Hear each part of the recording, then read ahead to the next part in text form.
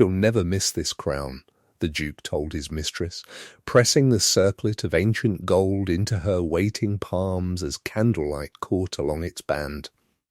It's just metal to her. She wears her grief better than she ever wore jewels.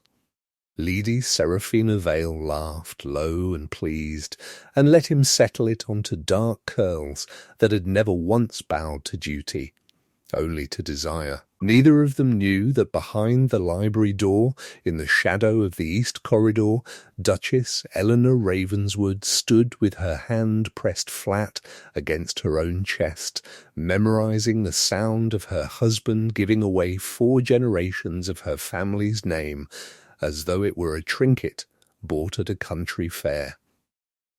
If you have ever been underestimated by someone who mistook your silence for weakness, tell me what city you're watching from in the comments, and subscribe before we go on. Because by the time this story ends will understand exactly why a duchess who never raised her voice became the most dangerous woman in that house. Because Eleanor did not weep. She did not scream. She walked to the vault at the bottom of the west stair, and before the first grey light touched the windows of Ravenswood Hall, the crown that had crowned 5 generations of duchesses no longer existed at all. 3 years earlier, Eleanor had not been a duchess. She had been Eleanor Whitlock, daughter of a goldsmith whose hands were more honest than any lord's signature, a man who had spent 40 years bent over a workbench in a narrow shop off Faircross Lane, setting stones for people who never once asked his name before they asked his price. Thomas Whitlock had made the Ravenswood ducal crown himself, back when the old duke still had coin enough to pay for it outright, and he had told his daughter more times than she could count that a piece of gold only kept its shine if the hands that wore it deserved it. Eleanor had grown up believing that. She had grown up poor in the specific, aching way of a family that remembered better days, mending her own gowns by candlelight while her father's eyes failed from decades of close work, and she had grown up watching him extend credit to noble houses that never intended to repay it, because a tradesman who pressed a lord for payment did not stay in business long. Winters in the Faircross Lane house were counted in coals rather than weeks, and Eleanor learned early to stretch a single lamb bone through 3 days of broth while her father sat late into the night, breathing on his fingers between settings, refusing to let the cold slow the small, exact movements that put bread on their table. She remembered a particular Christmas when she was 9. When a countess's unpaid bill for a pearl brooch meant there was no goose that year at all, only bread and a little dripping, and her father had still smiled at her across the table and told her that a Whitlock's word was worth more than a countess's coin, even when it could not be eaten. She had not fully understood then what it cost a proud man to say such a thing and mean it. She understood it fully only later, at Ravenswood, when pride became nearly all she had left. When her father died, he left her 2 things: a small locked box she was told never to open unless the Ravenswood name came looking for a debt, and a marriage already arranged behind her back, brokered by her uncle to settle what remained of the family's obligations. The bridegroom was Alaric Ravenswood, newly elevated duke, a man with a cold, handsome face, and a mother, the Dowager Duchess Constance, who looked at Eleanor the way one looks at a stain that has already set into the carpet. Eleanor remembered her wedding day mostly as a series of small, precise humiliations dressed up as tradition, the borrowed veil that smelled faintly of another woman's perfume, the church full of Ravenswood relations who studied her hands for calluses and found them, The dowager's tight smile at the wedding breakfast as she remarked, just loudly enough to be overheard by the nearest 3 tables, that trade blood did thin out eventually, given a generation or 2 of proper marriages to correct it. Alaric had not defended her that day, nor any day after. He had simply looked faintly embarrassed, as a man looks when a horse he has purchased proves less impressive in company than the seller promised, and turned the conversation elsewhere. The house itself seemed built to remind her of her place, all cold marble and colder portraits, generations of Ravenswood duchesses gazing down from gilt frames with the same unimpressed expression Constance wore at breakfast. Eleanor's own rooms, when she finally saw them, were the smallest guest apartments in the east wing rather than the ducal suite. A slight so precise it could never quite be named as one, only felt every night in the narrowness of the hall and the draught beneath the door. Eleanor had come to Ravenswood Hall with nothing but 2 trunks and her father's locked box, and the house had made certain she understood her place within a fortnight. The Dowager Duchess corrected her posture at dinner and her vowels in company. The staff, trained by decades of Constance's disapproval, learned to serve her last and address her least. Alaric, for his part, was not cruel in the loud way his mother was. He was cruel in the quieter way of a man who simply stopped looking at his wife at all, who spent his evenings at his club and his nights, increasingly, in the company of Lady Seraphina Vale, a widow of considerable beauty and considerably more ambition, who had attached herself to the Ravenswood name the way ivy attaches itself to stone, patiently and with every intention of never letting go. Within a year, the entire county knew of the arrangement. Within 2, no one troubled to hide it from Eleanor at all. She learned to eat her meals with her spine straight and her face arranged into pleasant nothing, because a duchess who showed hurt gave the dowager something new to correct. There was a dinner early that first autumn that Eleanor would remember for years afterward with a heat in her face that never entirely faded. The county's finest families had come to Ravenswood to inspect the new Duchess properly, and Constance had steered the conversation with the practised ease of a woman who enjoyed cruelty best when it wore the mask of polite curiosity toward the subject of Eleanor's father's trade. "Tell us, my dear," the dowager had said, smiling down the length of polished mahogany. "Is it true you once helped set stones yourself, with your own hands, like a common apprentice?" The table had laughed, softly. The particular laughter of people who knew exactly how much damage a soft question could do. Eleanor had answered, evenly, that she had, and that she was not ashamed of it, and the laughter had died into an uncomfortable silence that somehow felt worse than the laughter itself, because it meant she had refused to play the part written for her. Alaric had said nothing at all, staring instead into his wine, and it was that silence, more than his mother's cruelty, that taught Eleanor precisely how alone she was in that house. It was in the second winter of her marriage that the stranger came to Ravenswood Hall.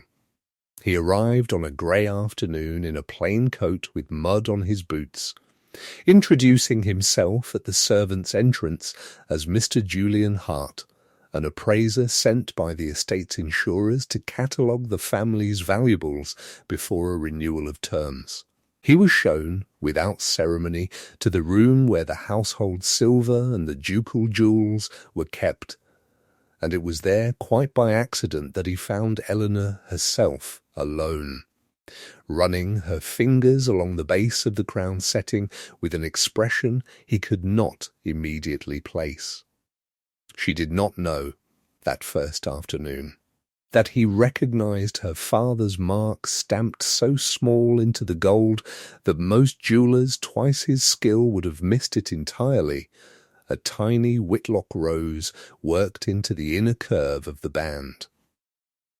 She only knew that he asked her quite plainly whether she had made the piece herself, because her hands moved over it like a craftsman's hands, not a wearer's. It was the first honest question anyone in that house had asked her in 2 years, and something in her chest, long since sealed shut, cracked open half an inch. Mr. Hart returned to Ravenswood Hall more often than an insurer's appraiser had any true reason to. He came to check the silver, and then the tapestries, and then, transparently, simply to walk the winter gardens where Eleanor took her solitary hour each afternoon while the rest of the house slept off its late suppers. He asked her about her father's shop, and she found herself telling him things she had told no one. About the smell of hot metal and flux, about her father's rough affectionate hands, about the way he used to say that anyone could buy gold, but only a fool believed that meant they owned it. It was on one of those garden walks that they were joined, more often than not, by Lady Cordelia, Alaric's much younger sister, a solemn 13-year-old ward of the household since their father's death, who had attached herself to Julian with the fierce, uncomplicated devotion of a child starved for someone's undivided attention. Cordelia trailed after him through the frost-hardened rose beds, asking questions about ciphers and appraisal and the weight of gold against the weight of lead, and Julian, to his credit, never once treated her curiosity as an interruption, answering her as carefully and completely as he answered Eleanor herself. Eleanor watched the two of them together and felt something unfamiliar loosen in her chest, the quiet recognition that kindness, real kindness, was not a performance a person turned on only for people who mattered to their fortunes. Cordelia, in turn, grew fonder of Eleanor that winter than she had ever been permitted to grow of anyone since her parents' deaths, sneaking down to the still-room some evenings simply to sit near her while she read. And it was Cordelia's small, unguarded loyalty, more than anything else, that would matter a great deal before the year was through. Julian listened the way very few people had ever listened to Eleanor, as though her words were the interesting part of the conversation and not merely the space between his own. He never once asked about her marriage, though the whole county whispered of it, and she loved him a little for that restraint before she admitted to herself that loving him at all was a dangerous, reckless thing for a married woman to do. She did not yet know that Julian Hart was not entirely who he claimed to be, that beneath the plain coat and the mud-crossed boots was a man with reasons of his own for wanting inside the accounts of noble houses that had grown quietly, suspiciously rich, while their tenants grew quietly, suspiciously poor. The winter deepened, and so did the coldness of Eleanor's household. Constance began speaking openly in front of the servants of how a duchess ought to know her worth was tied entirely to the heir she had not yet produced. Seraphina began appearing at Ravenswood functions on Alaric's arm as though Eleanor were the guest and she the wife. And in the estate's account books, which Eleanor had begun, quietly and without permission, to read late at night by a single candle, numbers were beginning not to add correctly at all. Rents were collected and never fully recorded. Tenant cottages that should have been repaired stood roofless through the frost. And every discrepancy, every missing sum, ran through the same signature at the bottom of the ledger page, Mr. Edmund Croft, steward of Ravenswood, A soft-spoken man with ink-stained cuffs and a smile that never once reached his eyes. A man who had somehow in 3 short years acquired a townhouse in the capital on a steward's modest salary. Eleanor said nothing of what she found. She had learned, in that house, that a woman who spoke too soon simply handed her enemies the time to prepare their answer. Instead, she copied the figures, page by page, into a small book of her own, hidden beneath the false bottom of the very jewellery case that held the crown she was not permitted to wear except on the 2 ceremonial occasions each year when appearances required it. She was, without quite naming it to herself, building a case, and she did not yet know how soon she would need it, because on a bright, careless afternoon in early spring, her husband stood in his own library with his mistress in his arms and said the words that would end everything as it had been. "She'll never miss this crown," Alaric told Seraphina, sliding it from its velvet case as easily as a man hands over a borrowed umbrella. "Take it. Wear it to the Ashkcom ball. Let them see what a real Ravenswood Duchess should have looked like."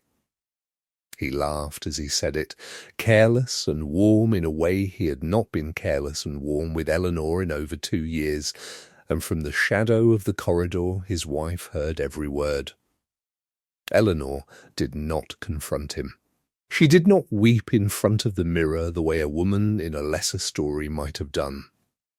She walked instead, calm as still water, to the servants' stair, and she sent for the one person in that house who still, after everything, answered to her without hesitation, old Mrs. Perry, her lady's maid since the day she arrived, a woman who had buried 2 husbands and outlived 3 duchesses' worth of gossip, and who loved Eleanor with the fierce, unspoken loyalty of a woman who recognized decency when she saw it starved. Eleanor told her, in a voice so quiet it barely disturbed the candle flame, that she needed the crown returned to the vault before dawn, whatever it cost, and that she needed Julian Hart sent for before the household woke. Mrs. Perry did not ask why. She simply went.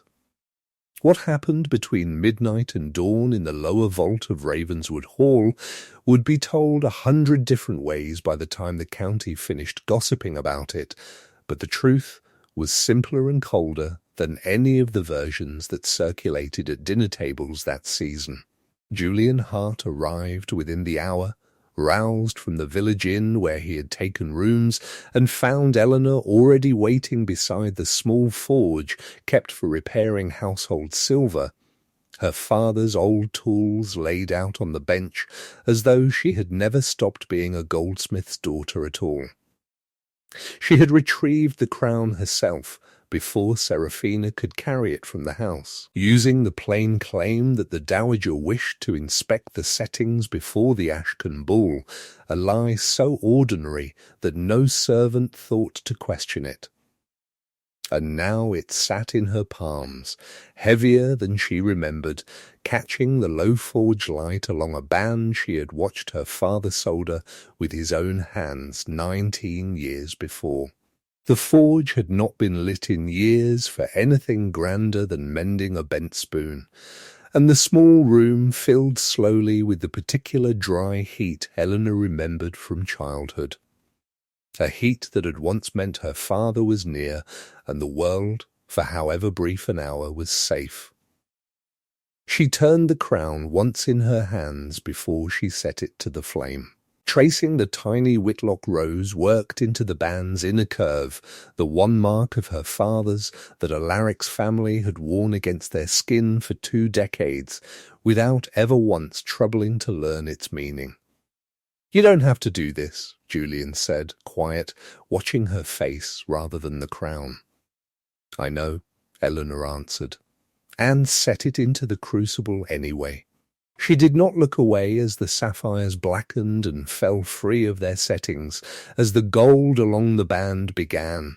slowly to lose its shape, the crest and the crown, and every ounce of borrowed grandeur that had ever sat cold and unwelcome upon her own head, folding down into something formless and honest, molten and bright, exactly the colour, she thought distantly, of the forge light she remembered from being 9 years old, and certain, in the particular, unshakable way of a child, that her father's hands could fix anything. She had known, from the moment she heard Alaric's voice through the library door, precisely what that crown was, and precisely what it was not. It was not, as the whole county believed, an heirloom passed down unbroken since the first Ravenswood duke. It was a debt. Her father's locked box, the one she had been told never to open unless the Ravenswood name came looking for payment, had contained the original commission contract signed by Alaric's grandfather 30 years before, pledging the crown itself as collateral against a sum of money he had borrowed and never repaid, a debt that legally transferred on Thomas Whitlock's death to his only heir. Eleanor had read that contract 100 times since her father's funeral, understanding slowly, painfully, that her own marriage had been arranged specifically to bury that debt quietly inside a family alliance rather than settle it honestly. She had married the man who owed her family a fortune, and no one had ever intended to tell her so.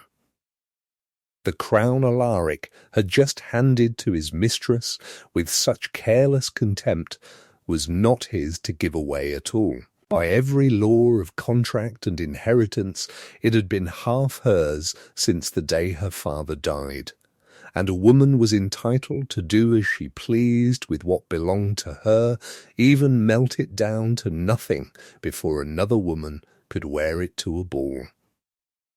Word of the crown's destruction reached Alaric before breakfast, delivered by a white-faced Mrs. Perry, who reported, exactly as instructed, that the Duchess had ordered certain old jewellery melted for reworking, and that the family crown had regrettably been included in error by an under-footman now dismissed. It was a thin story, and everyone in the house knew it, but for 3 full days it held, because no one, least of all Alaric, could imagine his quiet, obedient wife capable of the alternative. It was Seraphina who broke the silence, arriving at Ravenswood in a fury the following week to demand the crown promised her, only to be told in front of half the assembled household that it no longer existed. What followed was not the polite, restrained cruelty Eleanor had endured for 2 years.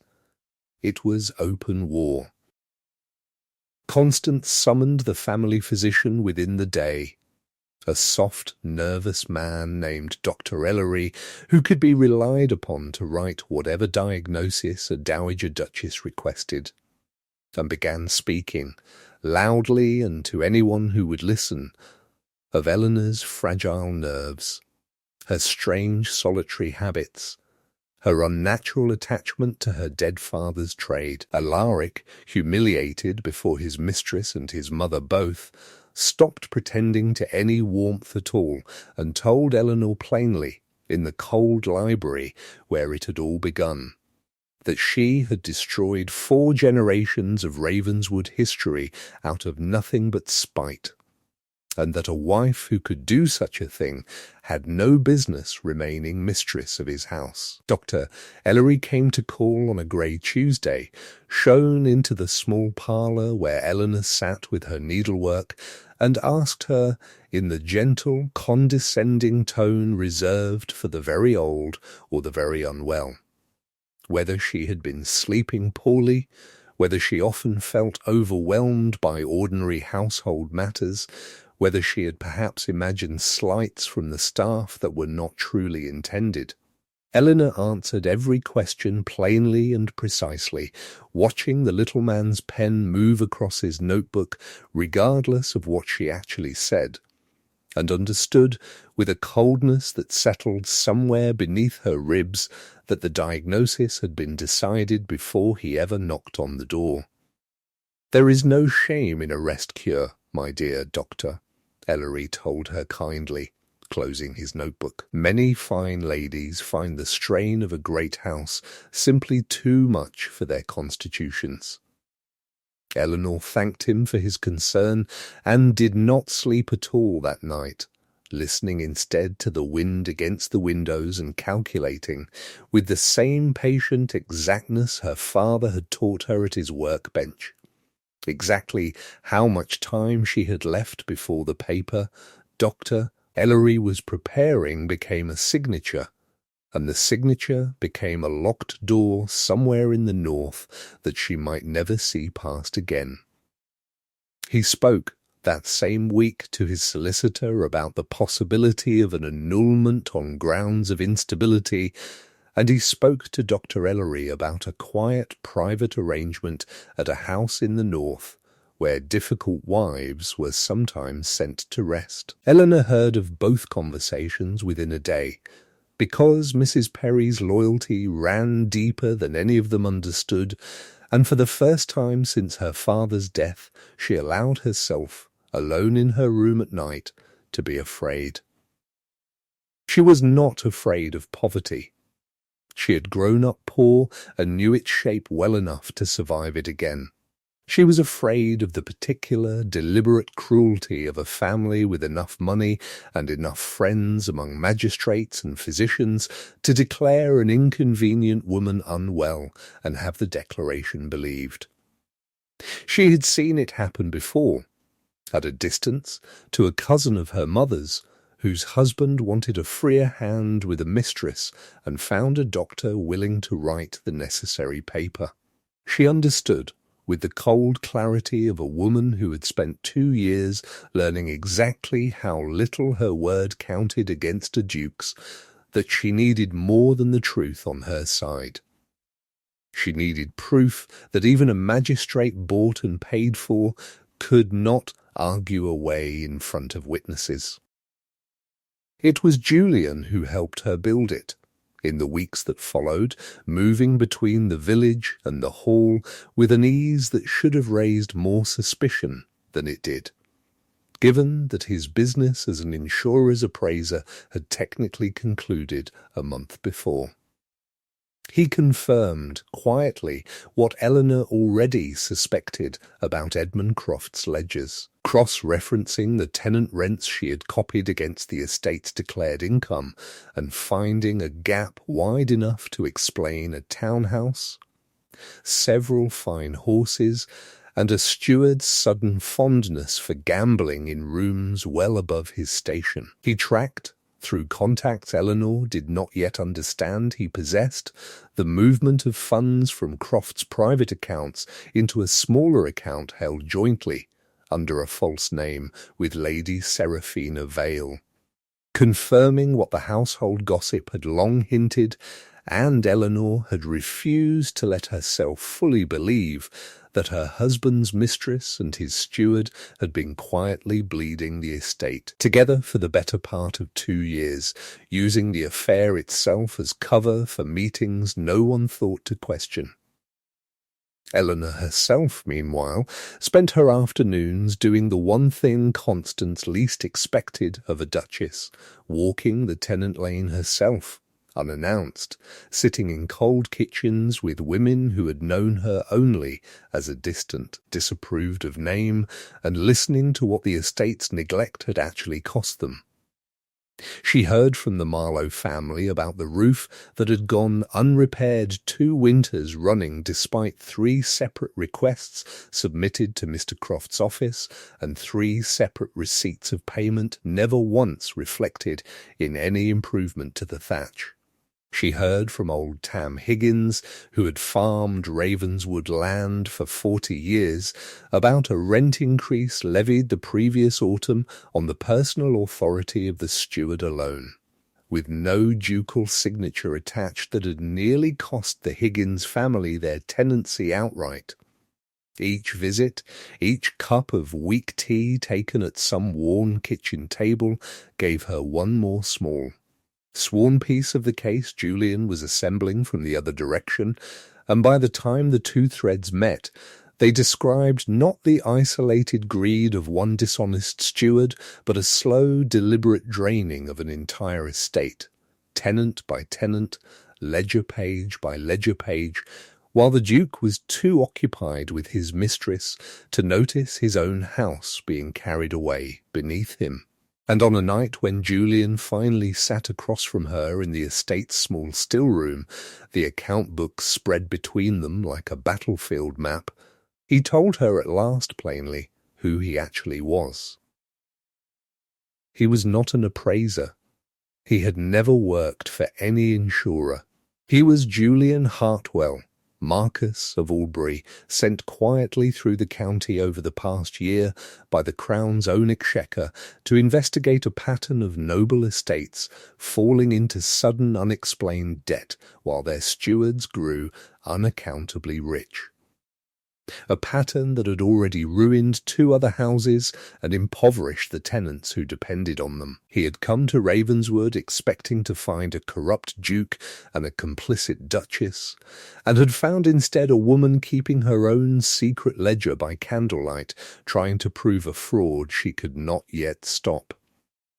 He had not told her sooner, he admitted, because he had watched what happened to women in this county who spoke inconvenient truths too early, and because somewhere in the past 2 months, watching her hands move over old silver and old numbers with the same patient care her father must have taught her, he had stopped thinking of her as a case to be solved, and started thinking of her as someone he could not bear to see broken by the men around her. It was Cordelia, in the end, who supplied the last piece neither Eleanor nor Julian could have gathered on their own. The girl came to the still-room one evening pale and shaking, having overheard, quite by accident, Mr. Croft and Lady Seraphina arguing in the estate office about a shipment of funds delayed at the bank. Seraphina's voice sharp with a fury that had nothing of a grieving widow's dignity left in it at all. Cordelia repeated what she had heard word for word, young enough still to trust that the truth mattered more than the discomfort of telling it, and her account, given freely and corroborated later by a junior clerk at the county bank whom Julian tracked down within the week, closed the last gap in the case that Magistrate Hollis would eventually be handed. Eleanor, who had spent 2 years being looked past by everyone who mattered, sat very still in the candlelight and let herself, for one unguarded moment, be looked at. Outside, the first hard frost of the season had settled over the still-room windows in pale, feathered patterns, and somewhere beyond the kitchen garden a fox called once into the dark, and Eleanor thought, with a clarity that startled her, that she had not felt this steady, this entirely herself, since the last afternoon she had spent at her father's workbench, watching him set a stone true by lamplight, and knowing, without a single word passing between them, exactly what she was for. The confrontation, when it finally came, did not happen quietly in a library. It happened at the Ashkcom ball itself, the very event Seraphina had once planned to attend, crowned in gold that no longer existed. 3 weeks after Julian's confession, and 1 day before Alaric's solicitor was to file the papers for annulment. Eleanor arrived on Julian's arm rather than her husband's, a scandal in itself. But it was the folder Julian carried, thick with ledgers and bank drafts, and the original commission contract bearing the seal of Alaric's own grandfather, that silenced the ballroom far more thoroughly than any gown could.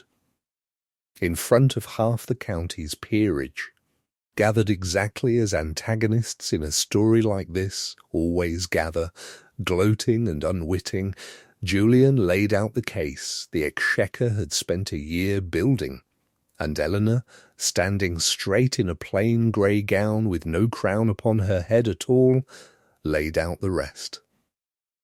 "You dare come here and accuse me before all our friends," Alaric said, his voice rising, colour flooding his face as every eye in the ballroom turned toward him. "I am not accusing you of anything," Eleanor answered, quiet enough that the whole room had to lean in to hear it, which somehow made the silence that followed her words even more complete. "I am telling everyone here exactly what your steward and your mistress have been doing with this family's money while you were too busy giving away what was never yours to give." Seraphina's composure, so carefully maintained through 2 years of quiet scheming, finally broke entirely. "That crown was worthless sentiment," she snapped, her voice cracking sharp across the marble floor. "It was gold and stone, nothing more. You said so yourself, Alaric. It was worth considerably more than that," Julian said, stepping forward with the folder open in his hands, "because it was never his to promise you in the first place." She spoke of the debt her father had never collected. She spoke of a marriage arranged to bury it. She spoke, at last and without apology, of exactly why she had melted a crown that was never truly her husband's to give away.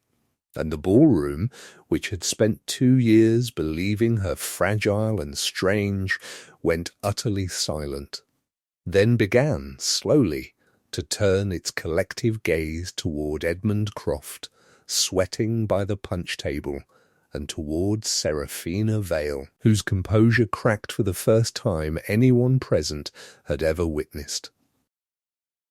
The magistrate present that evening, a man named Hollis, who owed the Ravenswood family no particular favour, and had, in fact, lost a nephew's tenancy to one of Croft's fraudulent rent increases the previous autumn, did not wait for a private hearing. He had Croft detained before midnight, the steward's protests of innocence growing thinner with every ledger page Julian laid before the assembled guests, until even the county's most forgiving hostesses could no longer pretend not to have seen the man led away, weeping and furious by turns, from the very punch table where he had been standing only minutes before. Seraphina, denied the shelter of a scandal that could be quietly smoothed over by morning, fled the county within the week rather than face the Exchequer's questions about the joint account bearing her false name, and was never received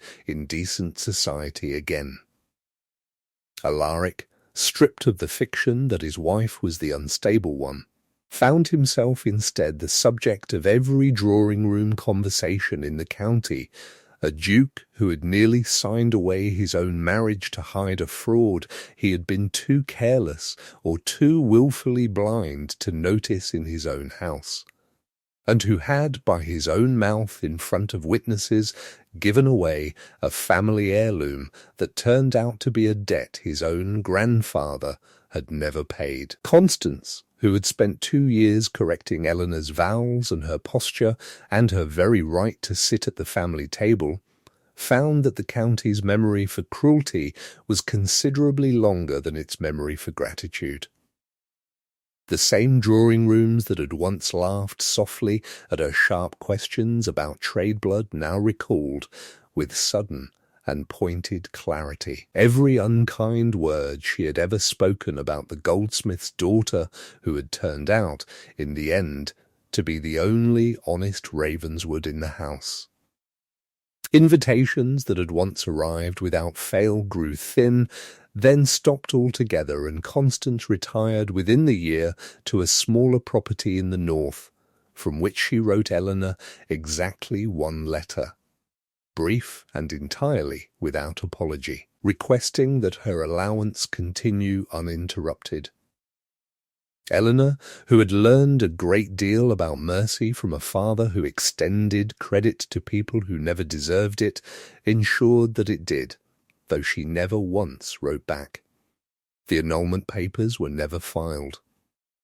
Instead, at Eleanor's own quiet insistence, a legal separation was arranged that left her the whole of her father's original claim, settled at last after 19 years, along with a portion of the estate's income sufficient to make her, for the first time in her life, entirely her own woman. She did not stay at Ravenswood Hall. She took a smaller house on the edge of the county, near enough to keep watch over the tenants whose cottages were finally properly repaired with money that could no longer be quietly siphoned away, and far enough that Constance's disapproving corrections could no longer reach her at breakfast. The gold from the melted crown, once the lien was formally settled and the estate's debts to her father's memory finally paid in full, did not sit idle in a vault the way it had for 5 careless generations before her. Eleanor had it recast quietly into a set of small, unremarkable tools, and gave them, along with a fair wage and a proper workshop, above the old Faircross Lane shop her father had once kept, to a boy from the tenant village who had shown, in the years since, a steady hand and a sharper eye for a fair setting than any apprentice she had trained herself. The Marlow roof was mended before the next winter came. Old Tam Higgins kept his tenancy, and his rent, at last, matched what was actually owed. Cordelia stayed often at Eleanor's smaller, warmer house, and grew into a young woman who asked hard questions of anyone who tried to hand her easy answers, which Eleanor considered privately the finest inheritance she could have left the girl. Julian visited that autumn, and the autumn after, in no particular hurry, because both of them had learned, in their own ways, what it cost to move too quickly towards something that mattered. When he finally asked her to marry him, a year and a season after the Ashkcom ball, he did not offer her a crown at all. He brought instead, wrapped in plain cloth, a small ring set with a single unremarkable stone, and told her that he had watched her hold a fortune in gold with less care than she had ever shown for the truth, and that he wanted to spend the rest of his life being looked at the way she looked at things worth keeping. Eleanor, who had once been told by a careless man that she would never miss a crown, found that she did not miss it at all. She had melted it down herself before dawn, and out of it, quietly, without anyone's permission but her own, she had built something no one in the county could ever again take from her. Proof, at last, of exactly what she was worth.